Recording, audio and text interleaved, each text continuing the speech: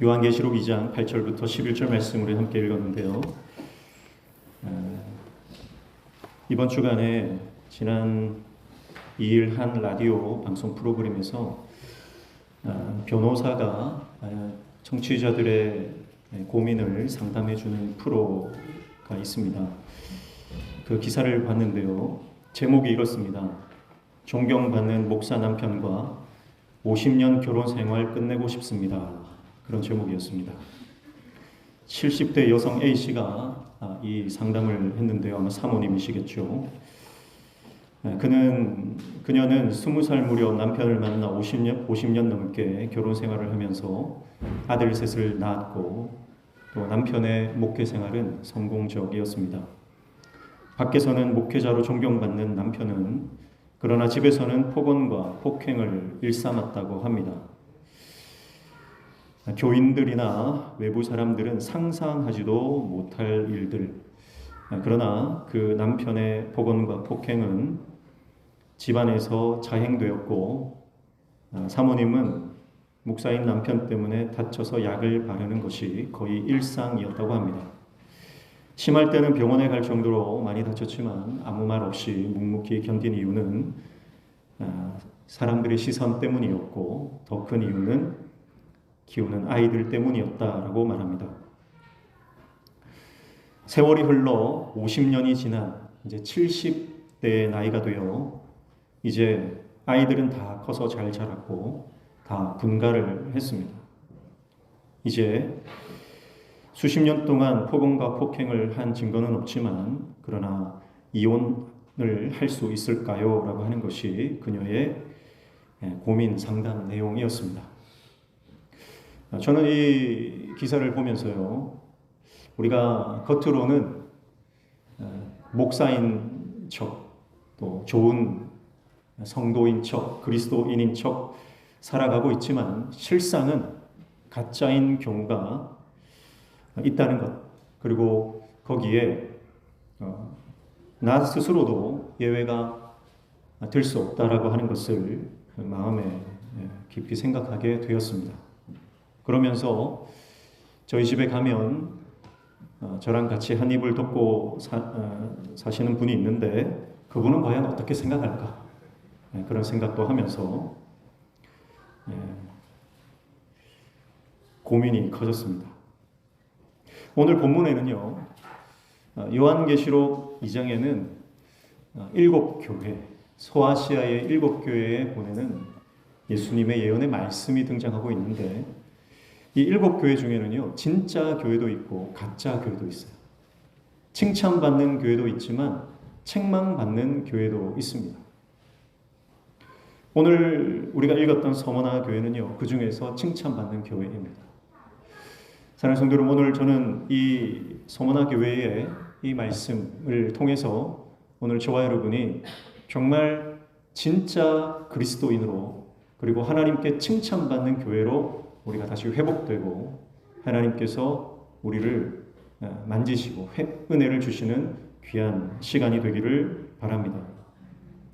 서머나 교회에 대한 말씀인데요. 9절에 보시면 서머나 교회 사자에게 편지하라. 처음이며 마지막이요 죽었다가 살아나신 이가 이르시되, 그렇게 말씀하죠. 서머나 교회라고 하는 뜻은, 서머나라고 하는 것이 몰약이라는 뜻입니다. 몰약. 이것은 이제 방부제 역할을 하는 거죠. 그래서 죽은 사람의 시체에 바르고 또 동방박사 세 사람이 예수님께 가지고 나왔던 세 가지 예물 중에도 이 몰약이 있었습니다. 서머나 교회. 그런데 오늘 9절에 보면 이렇게 말씀하죠. 내가 내 환난과 궁핍을 알거니와, 그렇게 말씀합니다. 자, 서머나 교회는 환난이 있는 교회, 궁핍이 있는 교회다, 그렇게 말씀을 합니다. 여러분, 그런데요, 우리가 생각할 때 환난은 저주라고 생각합니다. 고난은 우리가 피해 가야 할 그런 삶의 요소라고 생각합니다. 그러나 여러분, 환난이 결코 저주가 아닙니다. 우리가 잘 생각해 보면요, 환난이 없으면 우리가 하나님을 찾지 않습니다. 환난이 없으면 주님의 은혜를 구하지 않습니다. 그래서 때로는 우리 인생 가운데 환난이 필요하고요, 환난을 통해서 우리는 하나님의 은혜 안으로 들어가는 것입니다. 저는 영도에서 신선동에서 태어나서 89년도에 신선동을 떠났습니다. 그리고 구포 시장통으로 이사를 갔습니다. 아버지와 어머니는 구포 시장통 초입에 점포를 얻어서 그 점포에 작은 점포였지만 반으로 가르고 한쪽에는 구두를 팔고 또 구두를 수선하는 양화점을 아버지가 운영을 하셨고, 또 반쪽은 어머니가 옷가게를 차려서 거기서 옷장사를 하셨습니다. 힘들고 어려운 시절을 이겨보겠다고 영도 땅을 떠나서 구포 땅으로 이사를 가서 열심히 장사를 하셨습니다. 어머니는 골목 쇼핑이라는 간판을 내걸고 밤이 되면 서울 남대문 시장에 가셔서 옷을 떼와서 새벽에 다시 오셔서 가게에 예쁘게 진열을 하셨습니다. 그런데 구포시장통에 그렇게 많은 사람들이 오고 가는데도 가게에 눈길 주는 사람이 없고 가게에는 파리만 날렸습니다. 열심히 장사를 해보고 다시 이 장사를 통해서 새로운 삶을 살려고 했지만 마음처럼 쉽지가 않았습니다. 늘 파리만 날리고 손님이 없었어요. 그래서 어머니가 할 수 있는 것은 가게에 앉아서 멍하니 바깥을 쳐다보며 지나다니는 사람들을 구경하는 일이었습니다. 그래서 지나가는 사람들 구경하는 것이 하루 일과가 되었습니다. 그런데 그 중에서 눈에 들어오는 한 중년의 신사가 있었습니다. 중년의 신사, 더 정확하게 말하면 대머리 아저씨였습니다. 그 대머리 아저씨는 근데 좀 달랐습니다. 많은 사람들이 지나가지만 그분만큼은 얼굴에 미소가 있고 항상 기쁨이 있었습니다. 걸음은 당차고 오고 가는 그 모습이 너무나 확신과 자신감에 차 있었습니다. 얼굴에는 광채가 났어요. 대머리라서 빛이 반사된 것이 아니고 정말 얼굴에 빛이 났다고 합니다. 그래서 어머니는 그분이 지나갈 때마다 저분은 뭘 하는 분이기에 저렇게 늘 미소가 있고 자신감이 있을까? 어떻게 저렇게 확신에 찬 걸음걸이를 걸을 수 있을까? 그래서 항상 같은 시간에 지나가는 그 대머리 아저씨를 보면서 궁금해했습니다. 어느 날 어머니는 저녁에 아버지와 심하게 다투고 인생이 너무 허무한 나머지 아이들 방, 저희 방에 오셔서 하염없이 울고 계셨습니다. 인생이 너무 허무하고 삶이 나락으로 떨어져가는 그 짙은 감정이 어머니의 마음을 감쌌습니다. 그런데 어느 그 순간 하나님의 벼락 같은 말씀이 어머니의 마음에 들려왔습니다. 너의 마음의 문이 열렸다. 교회로 가라. 어머니는 눈물 가운데 그 음성을 들었습니다. 그것이 하나님의 음성인지 이것이 뭔지 어머니는 알지 못했지만 거부할 수 없는 강권적인 이끌림에 어머니는 서점으로 달려가 성경책을 사셨습니다. 그리고 그 주일 교회로 가셨습니다.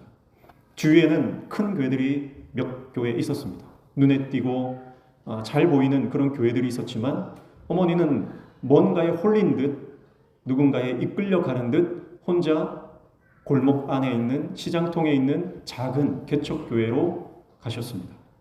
교회는 개척한 지 얼마 되지 않은 2층에 자리 잡은 교회였는데요. 어머니는 그 교회에 마치 오래전부터 다니셨던 것처럼 가벼운 발걸음, 자신의 차 있는 발걸음으로 그 교회 2층을 올라갔습니다. 언제 예배를 드리는지도 몰랐고 어떻게 예배를 드리는지도 몰랐지만 어머니가 성경책을 들고 뭔가에 이끌려서 그 교회로 들어선 그 시간이 바로 주일 오전 11시 예배 시간이었습니다. 그런데 어머니는 강단에 서서 예배를 인도하시는 목사님을 보면서 깜짝 놀랐어요. 왜냐하면 그 목사님이 바로 가게 앞을 그렇게 지나다니시던 대머리 아저씨였기 때문입니다. 어머니는 그 아저씨를 보는 순간, 그 목사님을 보는 순간 마음에 확신이 들었습니다. 하나님이 나를 여기로 이끌어 오셨구나. 하나님이 나를 여기로 인도하셨구나. 그리고 처음 예전에 간간히 누구의 손에 이끌려 교회를 간 적은 있었지만 한 번도 제대로 예배를 드렸다든지 예배 가운데 은혜를 받았다든지 한 적이 없었습니다. 그러나 그 목사님의 말씀을 듣는 순간 어머니는 놀라운 성령의 은혜를 경험하게 됩니다. 그리고 그때부터 어머니의 삶은 바뀌게 된 것이죠. 저는 어머니의 이 간증을 들으면서 그런 생각을 합니다. 여러분, 우리가 걸어다니는 전도지입니다. 여러분, 그 목사님이 성경책을 띄고 그 거리를, 교회로 왕래하시는 그 거리를 날마다 미소와 또 자신감으로 그렇게 걸어다니는 그 모습만으로도 전도가 된다는 거예요. 그래서 여러분, 우리가 일상을 살아갈 때 조그만 집 앞에 구멍가게를 갈 때도요, 항상 얼굴에 미소와 확신과 기쁨을 가지고 다니시기를 축복합니다. 여러분, 인상 팍팍 쓰고 다니면 전도가 안 되는 거예요. 여러분, 방구 인상파도 아니고, 여러분, 우리가 늘 하나님 주시는 은혜와 기쁨으로 충만하면 여러분, 우리의 모습 때문에 여러분, 예수 그리스도의 향기가 뿜어져 나가는 역사가 일어나게 될 줄로 믿습니다. 그래서 어머니는 그때부터 신앙생활을 시작했고 삶이 바뀌기 시작한 것입니다. 근데 나중에 얘기를 들어보니까요, 당시에 교회를 개척했던 목사님은 원래는 포항에서 목회를 하고 계셨어요. 근데 하나님께서 이제 그 목회를 다른 사람에게 넘겨주고 이제 부산 땅으로 가서 거기서 개척을 하라는 하나님의 강력한 인도하심을 받았습니다. 목사님은 말씀에 순종하여 포항에서 목회하던 그 목회를 접고 내려놓고 부산으로 왔습니다. 그리고 부산에 구포의 그 시장통 초입에 있는 작은 그 건물에 세를 내고 거기에 개척을 하셨는데, 그 개척하신 그 시점이 바로 저희 집이 신선동에서 이사를 가고 구포로 정착한 그 시기와 딱 맞물려 떨어진 겁니다. 어머니가 개업하는 그 시기에 교회도 개척을 했던 것이죠. 그래서 장사를 시작할 때부터 그 목사님이 그 가게 앞을 지나가게 하신 것이죠. 어머님이 이렇게 고백하시더라고요. 그것은 한 영혼, 한 가정 살리기 위한 하나님의 큰 그림이었다. 그렇게 고백하십니다. 사랑하는 성도 여러분, 하나님의 일하심은 정확하십니다. 하나님은요, 한 영혼 구원하시기 위해서 우주를 움직이시는 분이에요. 저와 여러분을 살리기 위해서 온 세상을 저와 여러분을 향해서 돌아가게 하시는 분입니다. 왜냐하면 한 영혼을 천하보다 귀하게 여기시는 분이 우리 하나님이시기 때문입니다. 여러분, 그 하나님의 사랑이 저와 여러분을 향해 있습니다. 그 하나님의 사랑이 여러분 다른 사람이 아니라 여러분을 향해 있다는 것, 나를 향해 있다는 것, 여러분 그것을 깨달으시기를 축복합니다. 여러분 생각해 보십시오. 장사가 잘 됐다면, 장사가 잘 돼서 눈코 뜰 새 없이 바빴다면, 그래서 지나다니는 사람 구경할 겨를도 없고 그랬다면 교회 갈 정신도 없었을 것입니다. 돌이켜보면 장사가 안 되고 파리만 날렸던 것이 은혜입니다. 남편이 속 썩이는 것이 은혜입니다. 우리 집안에는, 우리 집구석에는 소망이 없다, 그렇게 절망에 빠지는 것이 오히려 은혜였습니다. 그래서 하나님이 찾아오셨고 그래서 주님 전으로 찾아 나아가게 된 것입니다. 여러분, 오늘 서머나 교회를 향해서 예수님이 말씀하십니다. 내게 환난과 궁핍을 내가 한다. 서머나 교회가 환난 가운데 있다는 거예요. 서머나 교회가 궁핍 가운데 있다는 겁니다. 그러나 그것이 서머나 교회의 은혜입니다. 어쩌면 서머나 교회가 칭찬받는, 인정받는 교회가 된 것은 그들이 그 고난과 궁핍 가운데 있었기 때문입니다. 그래서 더 예수님을 붙들 수 있었던 것이죠. 사랑하는 성도 여러분, 우리 인생 가운데 우리를 힘들게 하고 눈물 나게 하고 인생의 밑바닥처럼 느껴지게 할 때, 여러분 그때 하나님께 나아가십시오. 그러면 그것이 여러분 축복의 통로로, 은혜로 바뀌어지는 역사를 우리는 경험하게 될 것입니다. 목회를 하면서 돈 벌고 성공하면 하나님 떠나는 사람들을 부지기수로 봅니다. 여러분 세상 썩어질 물질을 따라가면 그것이 사라질 때 함께 멸망받을 수밖에 없다는 것을 기억하십시오. 사랑하는 성도 여러분, 행복을 쫓다가 영생을 잃어버리지 말기를 축복합니다. 물질을 쫓다가 예수를 잃지 말기를 축복합니다. 여러분, 우리 인생 가운데 예수를 잃는 것이, 하나님의 은혜를 잃는 것이 가장 큰 것을 잃는 것입니다. 그리고 하나님께서 이렇게 말씀하시죠. 내 환난과 궁핍을 알거니와, 그렇게 말씀합니다. 안다는 거예요. 여러분, 서머나 교회가 지금 큰 환난과 궁핍 가운데 빠져 있습니다. 그리고 10절에 보면 너는 장차 받을 고난을 두려워하지 말라, 그렇게 말씀하면서 장차 또 큰 고난이 다가올 것도 말씀하십니다. 10절 중반절에 보면 마귀가 장차 너희 가운데서 몇 사람을 옥에 던져 시험을 받게 하리니 너희가 10일 동안 환난을 받으리라, 그렇게 말하죠. 그러니까 이미 환난을 받고 있는데 또 장차 받을 환난도 있다는 거예요. 여기서 10일 동안 받을 환난이라고 하는 것은 다니엘서에서 나오는 이 말씀입니다. 다니엘과 세 친구들이 10일 동안 풀만 먹고 시험을 거친 그 과정입니다.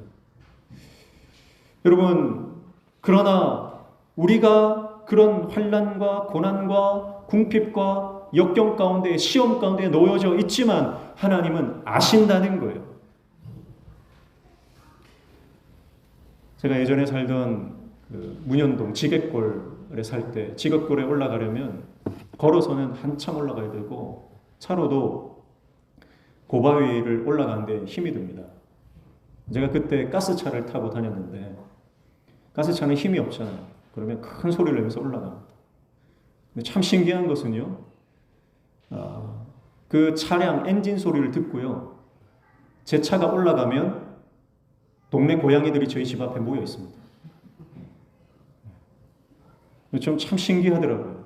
야, 내 차 엔진 소리만 듣고도 얘네들이 모여드는구나. 그러면 우리 집 앞에 막 고양이들 몇 마리들이 모여 있으면 우리 둘째 아이가 고양이들, 야, 여기는 우리 집이야, 너네 집 아니야, 나가, 그러면서 막 무서워하고 그랬습니다.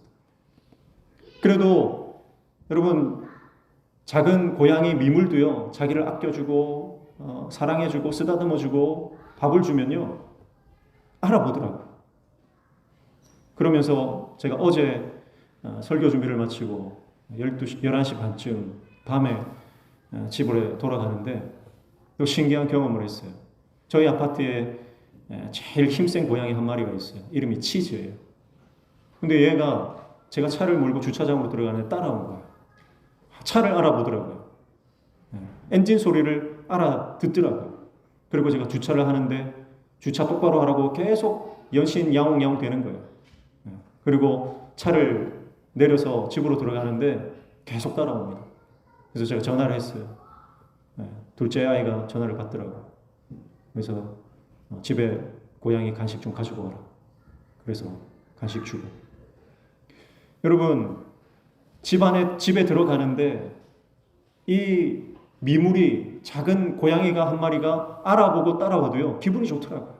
기분이 좋아요. 나를 알아주는 존재가 있다는 것만으로도 기분이 좋은 것 아닙니까? 지난번에도 말씀드렸지만 아이들이 운동회를 하면 어떻습니까? 운동회를 하면요, 아이들의 관심은요 운동회에 있지 않습니다. 어디에 있습니까?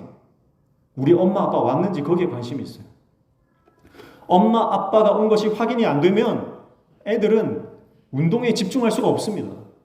그런데 엄마 아빠가 레이더에 포착되는 순간, 아, 우리 엄마 왔구나, 우리 아빠 왔구나, 그게 확인되는 순간 아이들은 이제 운동에 집중하는 겁니다. 왜 그렇습니까? 아이들은 확신하거든요. 엄마 아빠가 왔으니까 나를 지켜볼 거야, 나를 응원하실 거야, 절대 다른 아이를 응원하지 않을 거예요. 그것을 확신합니다. 아이들은 그것을 확신하기 때문에 엄마 아빠가 확인되는 순간 엄마 아빠가 이제는 어디에 있는지 몰라도 상관없어요. 분명히 나를 지켜보실 거예요. 사랑하는 성도 여러분, 하나님은 우리를 지켜보십니다. 지켜보시되 우리를 그냥 보시는 게 아니라 우리를 속속들이 알아주신다는 거예요. 네가 궁핍 가운데 있고 환난 가운데 있고, 네가 지금 어떤 마음의 상태에 있고, 네가 왜 울고 있는지, 네가 어떤 기도를 나에게 하고 있는지 하나님은 다 아신다는 거예요. 여러분, 사람들은 우리를 알 때 어떻게 합니까? 정보로 압니다. 지식으로 압니다. 소문으로 압니다. 여러분, 그러나 하나님은 우리를 소문이나 지식이나 정보로 아시는 분이 아니라 여러분, 우리를 창조하신 하나님께서 우리의 머리털까지 세신 바도요, 우리 모든 것을, 우리 오장육부를 다 아시는 겁니다. 그 하나님이 우리를 사랑하신다. 그래서 여러분, 서머나 교회 성도들이 죽도록 충성할 수 있는 이유가 뭡니까? 하나님이, 예수님께서 그들을 알아주신다는 확신이 있기 때문이에요. 사랑하는 성도 여러분, 남편이 몰라줘도 상관없습니다. 아내가 몰라줘도 상관없습니다. 자식들이 몰라줘도 상관없습니다. 사람들이 다 외면하고 나를 몰라줘도 상관없습니다. 우리 주님이 나를 알아주시면 여러분, 그것 때문에 우리는 소망 가운데 거할 수 있는 줄로 믿습니다.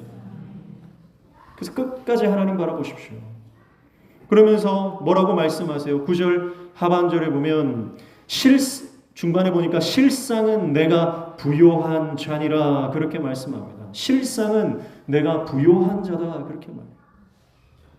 너희가 가난하지만 그러나 실상은 부자다 이 말이에요. 여러분, 반대로요, 라오디게아 교회를 향해서는 예수님이 뭐라 말씀하시냐면 라오디게아 교회의 성도들은요, 스스로 자기가 부자라고 말합니다. 우리는 부자다. 그런데 예수님은 그 교회를 향해서 아니, 너희는 가난하다. 너희는 가련하다. 그렇게 말씀하시는 것입니다. 여러분, 겉으로는 부자지만 속이 텅 빈 사람이 있고요. 가진 것이 별로 없어도 하나님의 은혜로 그 속이 꽉 들어찬 사람이 있는 것입니다. 겉으로 볼 때만 부자가 있고요, 진짜 부자가 있다는 거예요.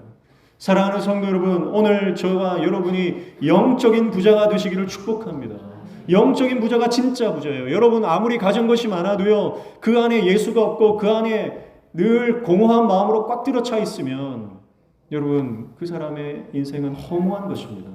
그러나 내가 좀 건강이 부족하고 내가 가진 것이 좀 부족하고 내가 지금 좀 궁핍한 가운데 있다 할지라도 내 안에 예수로 충만하고 내 안에 은혜로 충만하고 내 안에 감사와 기쁨으로 충만하면 여러분, 그 인생은 그 누구보다 능력 있는 인생, 승리하는 인생이 되는 것입니다. 여러분, 우리가 가정에서 늘 원망하고 불평하고 일할 때도 늘 불평을 쏟아내는 이유가 뭡니까? 내 안에 예수로 충만하지 않기 때문에 그런 거예요. 여러분, 예수로 충만하면 우리 인생이 감사와 기쁨으로 충만히 채워지는 줄로 믿습니다. 내가 예수로 충만하면요, 가득 찬 것은 밖으로 나올 수밖에 없어요. 내 안에 예수가 충만하면, 내 안에 은혜가 충만하면 뱉는 말이 다 감사해요. 뱉는 말이 다 기쁨이에요. 누가 뭐라 해도 상관없어요. 그래도 기쁘고 감사하고 하나님을 찬송하는 겁니다. 오늘 새벽에 시편 100편 말씀을 우리가 새벽에 살펴봤는데요, 시편 100편 말씀에 여호와를 즐거워하라고 말씀하는데 그 즐거워하라고 하는 것은요, 단순히 기뻐하라는 뜻이 아니라 이것은 큰 소리로 외치라는, 선포하라는 뜻입니다. 언제 큰 소리로 외치고 선포합니까? 이것은 전쟁 때 하는 거예요. 전쟁을 나갈 때 함성을 지르는 그 순간에 소리를 지르는 것이고요. 그리고 전쟁에서 승리했을 때, 승리의 함성을 지를 때 여호와를 향해서 이 선포를 하는 것입니다. 그러니까 여러분, 찬양은요, 악한 영을 향해서, 모든 어둠의 영들을 향해서 선포하는 겁니다. 여러분, 찬양은요, 내 신세가 처량하니까 내 마음 좀 위로받으려고 하는 게 아니라, 여러분, 찬양이라고 하는 것은 하나님의 위대하심을 선포하고 하나님의 승리를 선포함으로 우리 인생 가운데 모든 어둠이 물러가게 되는 것이고, 찬양을 할 때 여러분, 우리 안에 있는 모든 어두운 감정들이 물러가게 되는 것이고, 내 안에 원망과 절망과 모든 불평, 모든 슬픔과 모든 우리 안에 있는 어둠의 감정들이 다 묶임을 받고 떠나가는 역사가 일어나게 되는 줄로 믿습니다. 그게 찬양이에요. 그래서 여러분, 우리가 가정에서 찬양하셔야 됩니다. 찬양하셔야 돼요. 내가 불평하고 원망하면요, 그게 다 식구들한테 갑니다. 특별히 내가 가정에서 원망하고 불평하면 그게 자녀들에게 고스란히 이어져요. 그 어둠의 감정들, 그 어둠의 영의 역사들이요, 내 자녀들에게 그대로 가서 자녀들이 교회에 대한 안 좋은 감정을 가지는 거예요. 신앙에 대한 안 좋은 감정을 가집니다. 여러분, 그래서 정말 열심히 신앙생활하는 우리 다음 세대 자녀들을 보면요, 항상 그 부모를 보면 기쁨과 감사와 찬송이 가득한 걸 볼 수 있어요. 사랑하는 성도 여러분, 오늘 저와 여러분의 인생 가운데 너는 진짜 부자다, 너는 겉으로는 가난하지만 실상은 부유한 자다. 그런 칭찬과 인정을 받는 하나님의 종 되시기를 축복합니다.